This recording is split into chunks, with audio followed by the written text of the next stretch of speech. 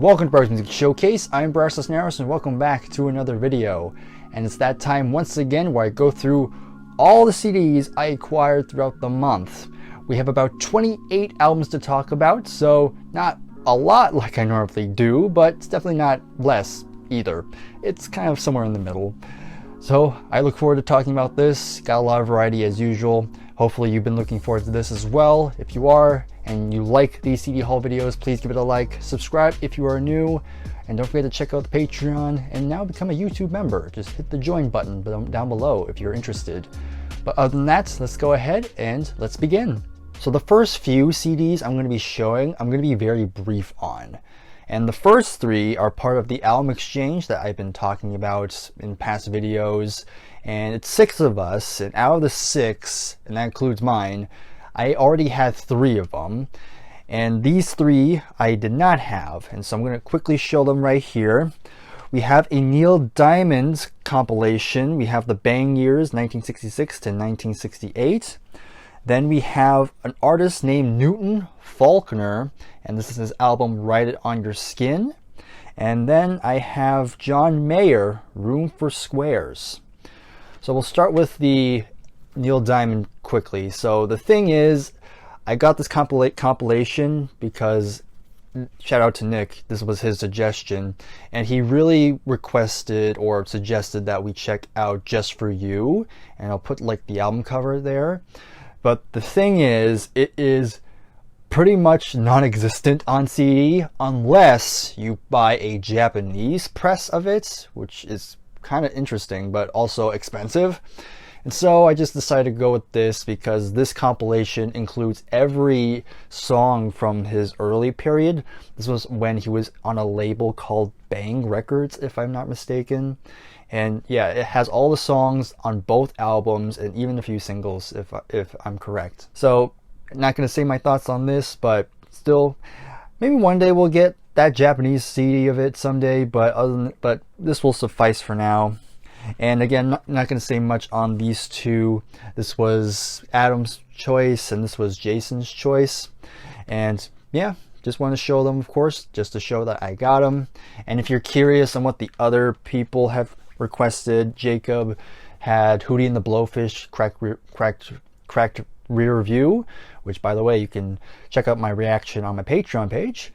And then Scott suggested American Woman from the Guess Who, and I suggested Unorthodox Jukebox from Bruno Mars. So look out for that. Make sure you subscribe to Jason's channel and even Nick's channel, because we're doing this dual thing, setup thing. It's weird, but there you go. And the last CD that I'll be very brief on is a soundtrack CD, and this is the soundtrack to the film Flashdance from 1983. So I'll be straight up, I have not seen the movie, but I really solely got this for 2 songs, and that's the title track, you know, Flashdance by Irene Cara, and I also got it because of the song Maniac, which I kind of knew that song already. And you know, everything else is kind of fits the movie probably. Again, I've not seen the movie, so I don't know how it ties in, but you know, that'll be kind of interesting. I got it for very cheap. I think it was like a buck basically, so you know, why the heck not? So there we go, not much to say there. Moving on. Okay, from this point onward, I'm going to be a lot more in depth. Next up, we have some Bryan Adams. So I picked up this album called Waking Up the Neighbors, and then I picked up something called So Far So Good. Now, even though I said I was done being brief, this one I'll still be brief because I didn't actually notice until after I bought it. This is actually a compilation of greatest hits. So I didn't mean to get greatest hits. I just assumed it was an album until I looked deeper, and then I saw all the big singles. So yeah, now I have 2 Bryan Adams compilations. I did pick up an actual album, of course, and this came out in 91, and this was a pretty big album from what I've gathered. Had some big singles, of course. I had the monstrous hit Everything I Do It For You, which is, you know, a ballad, and so I'm a sucker for that. I can't help it. And that was really the only song I knew on this album, but I actually kind of thought it was pretty solid. I wouldn't say it's like, again, it's Bryan Adams, so it's not like amazing or groundbreaking or anything, but it's just pleasant, kind of more pop rock sort of music, produced by Mutt Lange, so it does have that signature Mutt Lange style. So again, I have some notes here. So other songs that I really dug, it's a long album, there's 15 tracks, but of the 15 songs I really liked Is Your Mama Gonna Miss Ya, Can't Stop This Thing We Started, Thought I Died and Gone to Heaven, Vanishing, Do I Have to Say the Words, All I Want Is You, Depend on Me, and I already mentioned Everything I Do for You, and the last song I really dug was Touch the Hands. So again, solid album. Don't know if I'll play this often, but you know, maybe if I'm in the right mood, who knows? I know people either love or hate Bryan Adams, but I mean, I can't say I hate him. So how'd Susie like your video? I don't care about her anymore. I'm in love with Bryan Adams. Moving along, we have some grunge/alternative rock. We have Dirt by the band Alice in Chains. Shout out to Scott once again, because he actually requested this on my Patreon page. And I'm not going to say what I think of it, because if you want to check it out, again, check out my Patreon. All I'll say is that I bought it because I really liked it. And yeah, if you want to check out my reaction, again, check out my Patreon. You'll enjoy what I have there. And now we move on to a band I've been meaning to check out for a long time. Long overdue, actually. We have Badfinger, and this is their album, Straight Up. So Badfinger, one of the most tragic stories in rock. I'm not going to go too in depth on what happened, but yeah, I mean, I've heard a lot about this band for years now, but I never got the chance to actually buy any of their CDs because, I mean, for one thing, I think they're pretty hard to come by. But I decided to I went on Discogs, and lo and behold, I found one that was pretty cheap. And I started with this one too, because I think, from what I gathered, this is like a good, like, maybe starter. Again, I don't really know. But, you know, I had some big hits on here. I mean, I already knew a couple songs. I knew Baby Blue, and I knew Money, and I knew Day After Day. But I think everything else was pretty new to me. And yeah, it's a really good album. Like, it does have a somewhat Beatle-y sound to it, but makes sense because they were on the Apple label. And it was just a very enjoyable, good kind of power pop, kind of soft rock, or just your standard rock sort of album. Yeah, just some good playing. Nothing too crazy or anything. It's just very good songwriting through and through. And other songs I really liked was the first song, Take It All. I already mentioned Baby Blue and Money, but I also really liked I Die Babe, Name of the Game, Sweet Tuesday Morning, and then Day After Day, of course, and Sometimes Perfection, and It's Over. So the whole good chunk of this album is like very strong. So definitely want to check out more Badfinger. If you have any recommendations, then please leave them in the comments. And then we get to some progressive rock. We have the band Camel with the album I Can See Your House From Here. So of course Camel is a fairly well-respected progressive rock band, and this came out in 1979, I think. Let me just check, and I think so. Yeah, it did. So it's kind of in the late 70s, and so I don't really know the consensus of it. But from what I could gather, it's kind of seen as a very well-liked album. Obviously not one of the most popular ones, but it has, you know, it's kind of like still in the good tier. And my thoughts on it, for again, going in blindly, I actually really dug it. There's still some good playing. Like, it's not as like experimental, I would say. It's slightly has a more slight sheen, if that makes sense. But I really liked a lot of songs on here. Some good examples was Wait, Your Love Is Stranger Than Mine, Who Are You, Who We Are, Haim to Her, or Haim to Her, Neon Magic, Remote Romance, and Ice. I thought it was very strong material. Again, probably I wouldn't say it's like, you know, not top tier Camel maybe, but I still thought it was a pretty solid album. So yeah, pretty good. And then keeping with the progressive rock theme, we have Caravan, and this is their album, Back to Front. And from what I've heard, this is not really seen as a well-liked album from the band. Again, it's 1982, so they're kind of trying to move away from the prog and try to be somewhat more commercial. But my thoughts on it, yeah, I kind of agree. It was kind of Again, it wasn't horrible, but it's pretty bland, I would say. Like, I mean, there were some songs I thought were decent. You know, the first song, Back to Herne Bay Front, Videos of Hollywood, All Aboard, Taking My Breath Away. I thought were pretty solid, but even those songs I just mentioned, even those are kind of like, they're not great, but it's definitely the most memorable stuff on there. But the rest was kind of just pretty mid, really.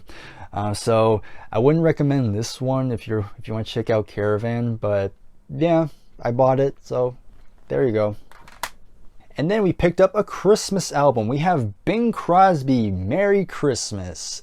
And I actually have heard this album before because, again, Scott, shout out to him. He's the one who sent me the record version, which I have in my collection. And I finally have it on CD, so now I have it on both mediums. But it's a pretty good Christmas album. I mean, it's Bing Crosby. You hear him a lot during the holidays, especially his rendition of White Christmas, which is a classic. But the other songs on here that are chosen here, I mean, they're all covers, but you know, you have Silent Night, which is good. You know, God Rest Ye Merry Gentlemen. I'll Be Home for Christmas, which is a really underrated one. I really like that one. But then you have the standards like Jingle Bells, Santa Claus is Coming to Town, that whole thing. So yeah, it's a Christmas album. Not much else to say about it, but definitely a good one to play during the holidays. And then we get some Deep Purple, some late Deep Purple in fact. And this is the album called Infinite from 2017. So I'm still building that Deep Purple collection. And yeah, I definitely want to get more of the later period, and this was cheap on Discogs, so I got it. And it even comes with a DVD, which I did not look into yet, but it's called From Here to Infinite, so interested what that's in there. But yeah, my thoughts on this one, that was a very strong album. Don't know which one I prefer in terms of the later period Deep Purple. I haven't really looked that deep into it yet, but maybe soon. Still, you have some really good playing on here. I mean, Ian Gillan, you know, again, not the shrieker that we know him for, but he still puts on a very strong performance. And there were moments he did try to scream, which, you know, not as clean, but he tried, and, you know, I'll give him that. Guitar playing from Steve Morse is really good, and the keyboard playing from Don Airey was pretty strong as well. Again, he definitely does fit well in the band. So some highlight songs: Time for Bedlam, All I Got Is You, One Night in Vegas, Get Me Out of Here, The Surprising, Johnny's Band, and Birds of Prey were all really strong songs. And then the rest of the songs like Hip Boots, On Top of the World, I thought were fine. But then, yeah, Roadhouse Blues, the Doors cover, I was like, I could take or leave, honestly. But still, very strong album. I dug it a lot. And now we have some Fanny, and this is live on Beat Club 71 to 72. So this is a live album, basically, and this came out very later. I think this officially came out in 2024 actually, so very recent, but of course this was recorded in 71, 72, hence the name.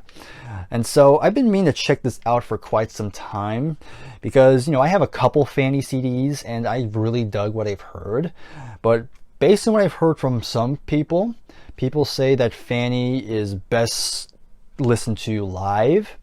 And after giving this a listen, like, I can totally get it because, you know, the studio stuff is good, but obviously when you hear them live, it's a lot more raw and a bit more ferocious sounding. The guitar is a lot more upfront. Some great times where they really belt out their vocals.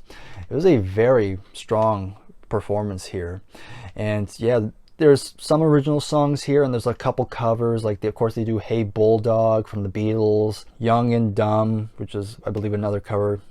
And they even do a Stephen Stills song with "Special Care." But the rest are originals, I think, if I remember correctly. But then you have track 12, which is just a sound check, which is exactly what you think it is, which you can kind of skip.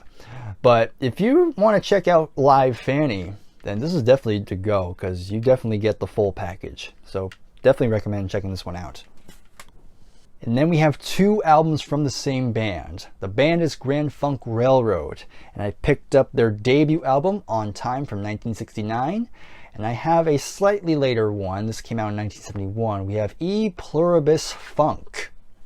So starting with the debut, yeah, I mean, for some reason I'm getting to a Grand Funk Railroad kick in recent time, and I've had a couple from them, but I haven't picked up their debut, and I decided to go with this. And yeah, it's a very strong debut. Like, it has that Grand Funk sound, pretty heavy, pretty rocking, good guitar work, pretty good bass playing, of course, and of course the drumming goes without saying as well.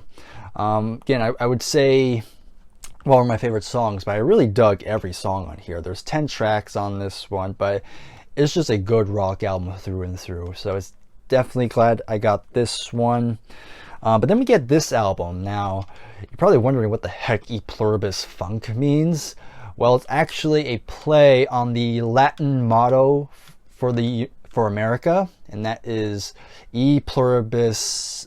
I have it over here. E Pluribus Unum. Hopefully, I don't know if I said that right, but it translates to "out of many, one." And so they just replaced unum with funk, so now it translates to "out of many funk." And so they kind of have the coin make a play on American currency. And if you actually do get the record version, the outer sleeve is basically just a circle, so that's kind of cool. Maybe one day I'll find one. But this is another example of another good Grand Funk Railroad album. Maybe I like it slightly more than the debut, but it's very slight. But still has that good rock sound. Not as many songs, only 7 tracks, but still, it just never lights up. It's just good old-fashioned rock music at its finest. So yeah, definitely want to check out more Grand Funk Railroad. I still have a few to check out, but we'll see in due time. So next up, maybe a little bit obscure. I don't know how many people know about this band, but the band is called Haircut 100, and this is their album, Pelican West. It's kind of funny. Haircut 100, haircut. I did not plan that, by the way. But shout out to my friend Rowan, who I met in college. He actually recommended this album because, it's summer, and this is apparently an album that he likes to play during the summer. And of course, after giving it a listen, I can definitely hear why. But if you like kind of early 80s new wave, definitely check it out, because it was a pretty good listen. Very chill sounding, has a laid back feel to it, which again kind of fits the summer vibe. Just a nice keyboard playing. Vocals were for the most part pretty solid. Again, nothing like that, they don't belt out or anything, but it just fits the tone that they're going for. And another thing is that the only other acts I can kind of connect to, they have a bit of a China Crisis sort of sound. Very similar sort of vibe I get from those two bands. But I enjoyed every song. There was no song I did not like. It's pretty good. So who knows, if you like new wave, check it out. We go to a somewhat obscure new wave album to a pretty big one. We have Dare from the Human League. Now the Human League are pretty well respected in the pop field, especially how they really pioneered synth pop in the 80s. And of course, this album had the massive single Don't You Want Me, which was just the last song here. And I really got it because I really wanted to check out beyond the big hits, because here in America they were kind of seen as somewhat of a one-hit wonder. I know in the UK they were a lot more popular, but But yeah, after giving the album a listen, like again, I really enjoyed it. It was a pretty good production for the most part. Vocals were solid. You know, I mean, again, new wave, you're not expected to be a belter, but still fit the vibe really well. And you know, Don't You Want Me is probably the most polished song. Everything else has a more raw sort of sound, but I thought it was really cool. Some songs besides the big hit that I really enjoyed were The Things That Dreams Are Made Of, Open Your Heart, The Sound of the Crowd, Darkness, that's one of my favorites on the album. Do or Die was good. Seconds is another song I really enjoyed a lot. And then Love Action, I Believe in Love is also pretty good.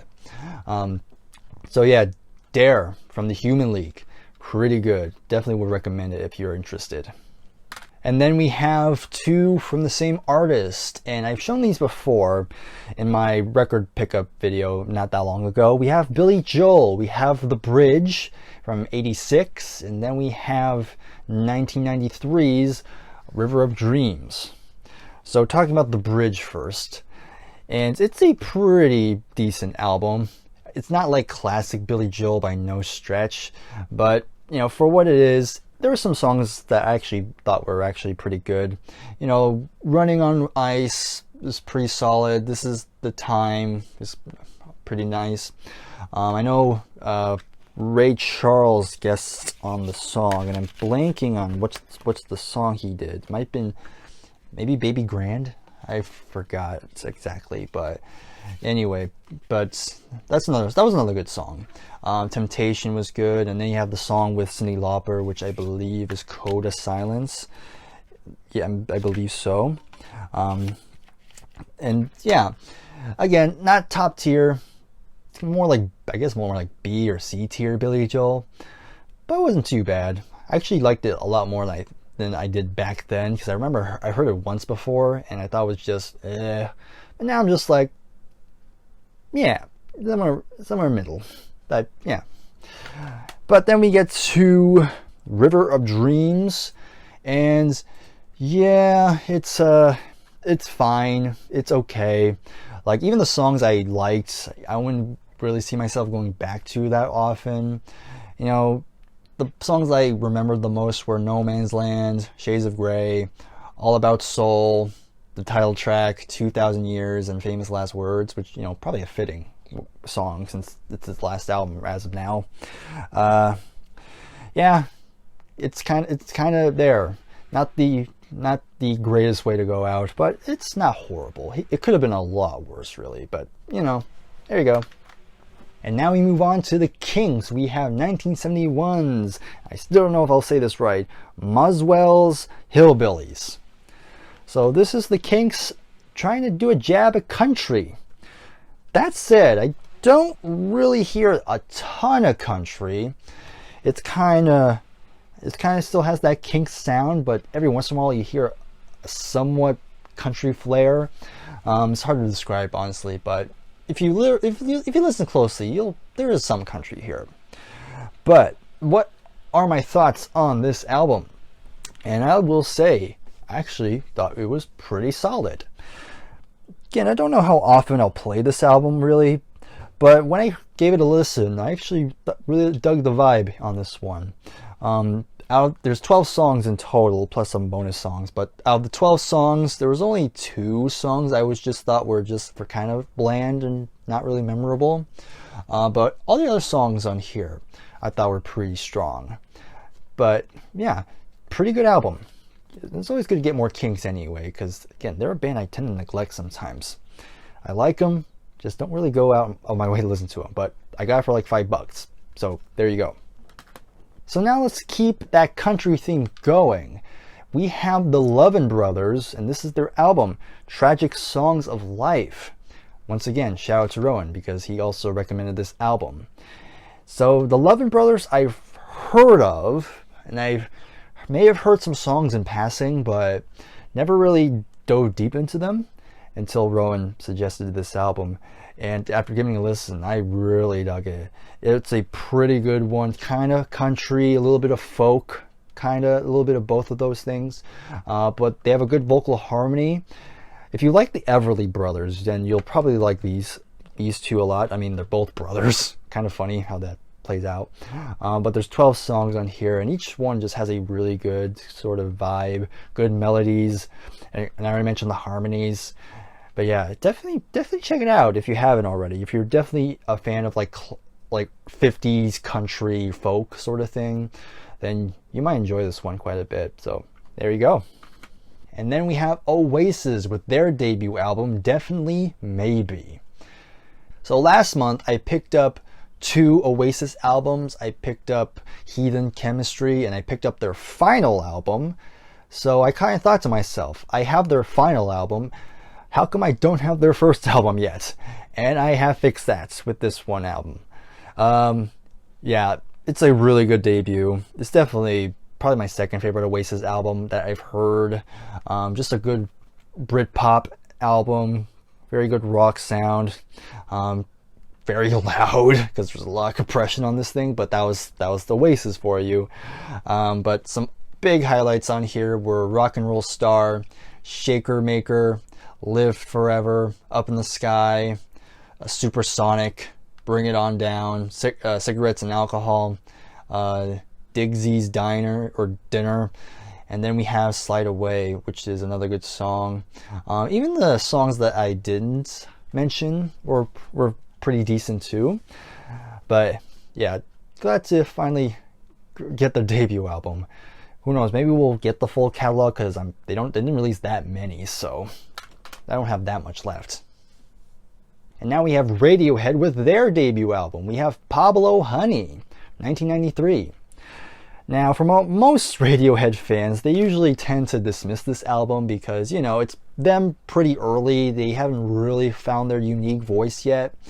But I kind of liked it, honestly. I kind of thought it was a pretty good album. Of course, it has Creep, which of course is a pretty big song for them. Probably their biggest song maybe. And other songs that I liked were You, I already mentioned Creep, but Stop Whispering was great, Thinking About You, Anyone Can Play Guitar, Ripcord, Vegetable, Prove Yourself, I Can't, were all pretty good songs. So yeah, I mean, it's nowhere near OK Computer, I'll say that, but for what it is, if you just take it for what it is, it's actually a pretty good rock album, especially for the 90s. So yeah, that's what I'll say. And again, you can watch my full reaction to this album on Patreon. And now we have one of the great American rock bands. We got Styx, and this is their 2021 album, Clash of the Crown. But that's not all. I also picked up their latest album from a week ago, maybe, based on when I'm recording this. It's called Circling from Above. So yeah, these are my first 2 post-Dennis DeYoung albums. And I've heard many Styx fans really vouching these later period Styx albums. And I thought it was time to finally give this era a chance. And so we'll start with this one because honestly it's my favorite of the 2. This was a great surprise. I mean, you still have Tommy Shaw and he sounds great. The guitar work is still that Styx style that we know. And even the new guy, Lawrence Gowan, he does a very solid job. Again, I'm always going to be more favorable to Dennis DeYoung, but you know, Lawrence does what he does pretty well, and he does have some good keyboard playing, so he definitely fits. He fits the bill.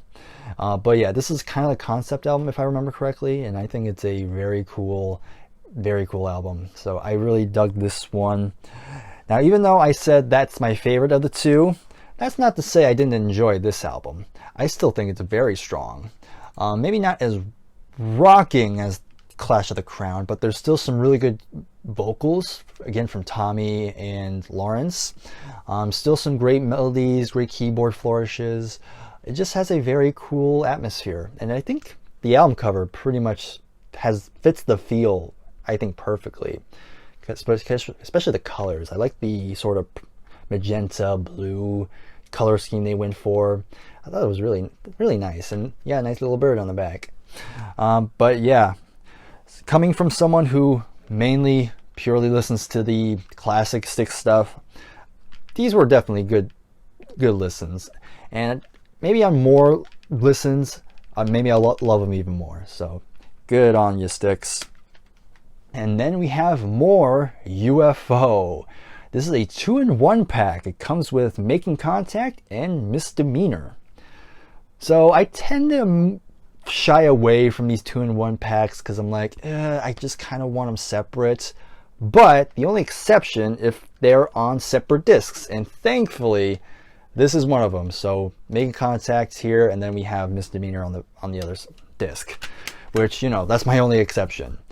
But this is my first post Michael Schenker UFO albums in my collection, and so just definitely curious to see how I feel about it.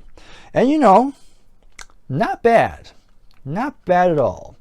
I mean, the Michael Schenker stuff is still king, but I think most people would say that. But there's still some nice material on here. So talking about Making Contact first, which is on that side, definitely my favorite of the two. I think it definitely has the most UFO characteristics, I guess, if you want to call it that. Highlight songs were Blinded by a Lie, Diesel in the Dust, A Fool for Love, When It's Time to Rock, Call My Name, All Over You, and Push It's Love. I mean, Push It's Love kind of has questionable lyrics now that I think of it, but other than that, guitar playing, I don't know who's playing guitar, but he was good. I think he did a pretty decent job. But yeah, overall, Making Contact was a pretty solid album. And then you have Misdemeanor, which most UFO fans, from what I've heard, is definitely not one of their best. I thought it was okay. There were some good songs. You know, songs like This Time, One Heart, Night Run, Main Street was maybe my favorite song, Name of Love, Heaven's Gate. Definitely their most 80s sounding album that I've heard so far. I guess this is them really trying to go for a real 80s commercial sound. Which, you know, they didn't do a bad job, but maybe not what I want to hear from UFO, maybe. But again, not bad. So for my first post-Schenker albums, definitely a decent start. So if you for all the UFO fans watching, if you have other recommendations post-Schenker that you think are really good, please let me know. And the final CD I will show for the month of June, we have Talk by Yes. That's right, we have more later period Yes. This is from '94. And it's actually one for some reason I've been meaning to get. I don't know why I was so... Because back in the day, I guess I liked the cover, maybe because I liked the logo. Which now that I think about it, you know, it's not really. It's a good thing they didn't stick with this logo. But yeah, I just picked it up, found it at a record store, and I brought it home. Decent album. It's more on the average side. You know, The Calling was a good start. I Am Waiting was decent. State of Play, okay. I think Walls is my favorite song. It's probably the most commercial sounding song. You know, you still have Trevor Rabin, and so yeah, his influence is still on here. Speaking of Trevor Rabin, he also produced this album. And then you have the Endless Dream, the epic sort of thing, the multi-parts suite, because it's in 3 parts. You have 2 instrumentals, and then you have the main song, which is about almost 12 minutes, which was a decent longer Yes track. It's about over 11 minutes, 12 minutes if you put it all together, maybe. Yeah, it's fine. Not really. I'd say it's more C tier maybe, but you know, for what it is, not bad. Could have been worse, and I know they have worse. Okay, and that is all the CDs I have picked up throughout the month of June. So hopefully you had fun, a lot of diversity, of course, and we'll see what July has to offer. So in the comments below, please let me know your thoughts on any of the CDs shown. If you want to support the channel, either check out my Patreon page or become a member here on YouTube. Just hit the join button and it will give you all the details. And make sure you give this video a like, subscribe to the channel if you are new, and until then, I will see you in the next video. So take care and goodbye for now.